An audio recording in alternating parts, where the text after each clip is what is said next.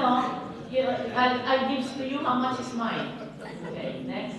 Okay, our infrastructure is like an airplane, pataas ng pataas ng pataas. But like an airplane, we are not yet cruising. Our plane has taken off, but not cruising yet. And if you change pilot, the plane can go down.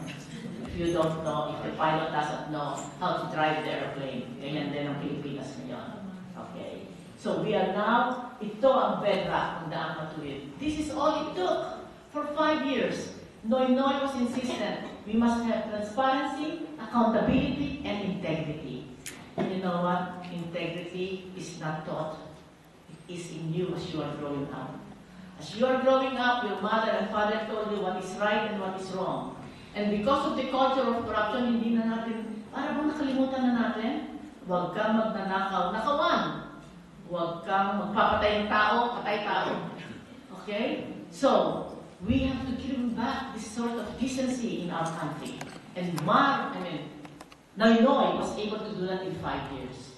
And so, who does he want to succeed him? Okay. Why did he choose Mar Rojas? Alam mo, sasabihin nyo, bakit? Bakit si Mar? You know, he is president. He works so hard so that he will grow up in the world. So he wants to see that he will have a second term. You know, that's prohibited by the Constitution. Tama.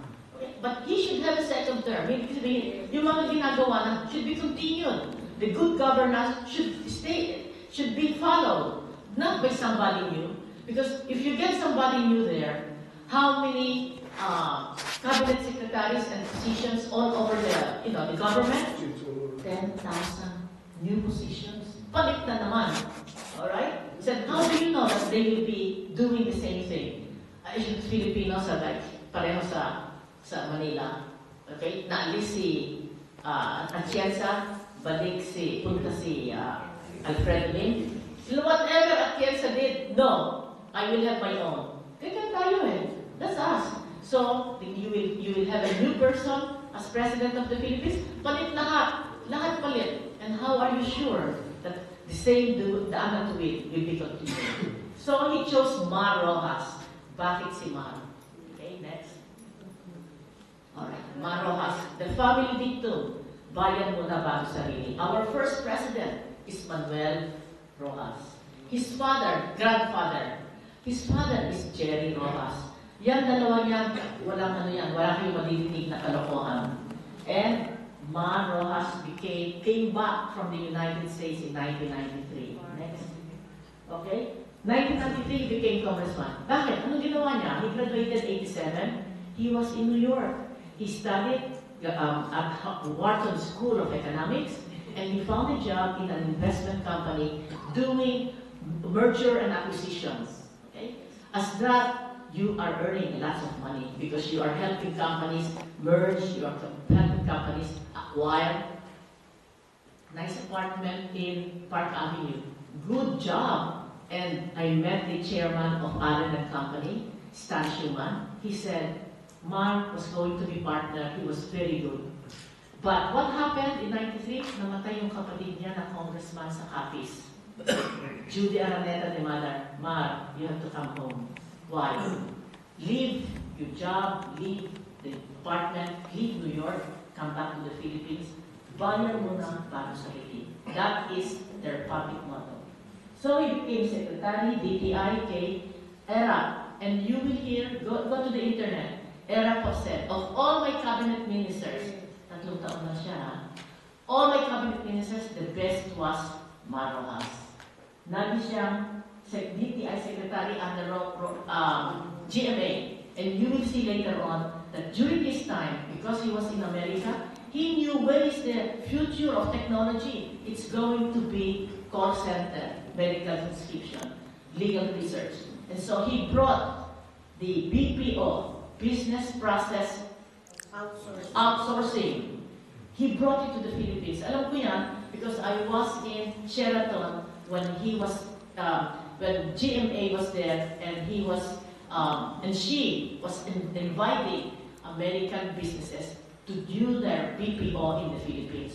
So nag-umpisa under Mar Rojas, under GMA, 5,000 Now, 5,000 employees. Now we have 1 million of our young people in BPO. In fact, we overtook India, who was in call center. India companies mismo nagpunta sa Pilipinas to start a call center. Why? Just magaling tayo mag-imitate ng American accent. Indian accent. Okay? Magaling tayo. So you will not notice na nasa Pilipinas pa rin, nag-uusap tayo. I think you have done that, right? Mga Amazon.com, mga telecommunication, mesira, you will call, and ikaw nasa Pilipinas, nasa Davao, nasa Cebu, nasa Maynila, ang sumasagot sa atin. 1 million jobs is from Mar Rojas, who started it in 2001. Then he became senator, 2004, top-notcher, and then under Noy Noy, transportation and communication, and this is the time, sasabihin nyo, what dito? Ay, nag-dress ng traffic. No.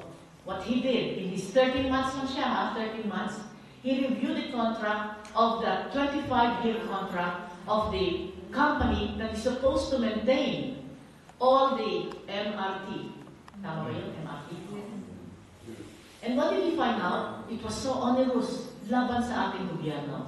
We agreed during the time of Marcos, 50% of profit will go to them.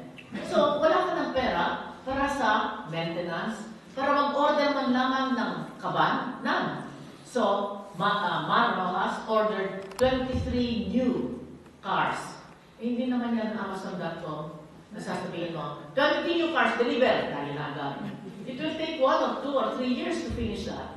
So by next year, half of that will be delivered and we will have new cars. Okay? And yun lang nasabi. NFlex and will be being started. And that is Mar Rojas during his 13 months of Transportation and Communication Secretary. Now, as local government, he took over after Jesse Robredo crushed in Masbate. So he became local government. And that's why he was there in Tacloban when the fiercest of all typhoon came. And he was not there, punta, picture, labas, as some other presidential candidates did. You know, what opportunity perhaps. He was there for 14 days to see to it that all the government help is done. Ngayon, meron isang nagtanong, bakit yung rice na punong-puno hindi niya distribute? Why? Because they were, rotten. No, they were rotten. They were expired. So, why will they allow? Kahit na gutom, baka mamaya mamatay.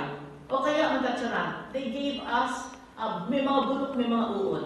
Why did that happen? Because during the time of GMA, every kilo of rice that is imported is 1 peso to the first gentleman. So, ang daming kilo ang rice, ayun, nabulok. So, during the time of the typhoon, he did not say, don't give that. Bulok niyang rice na yan. Okay, so, those are things that I was asked, and I had to find out the truth back then. Okay, so that is his experience. 22. Oh,